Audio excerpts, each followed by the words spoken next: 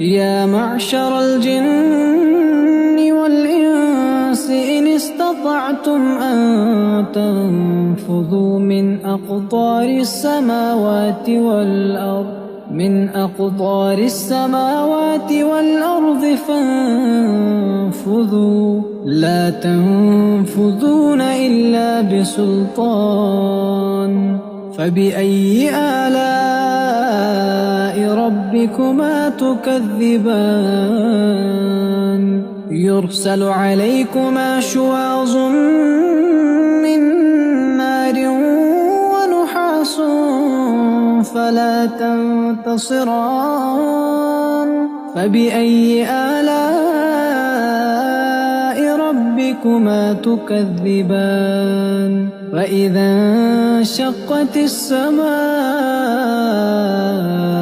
فكانت وردة كالدهان. فبأي آلاء ربكما تكذبان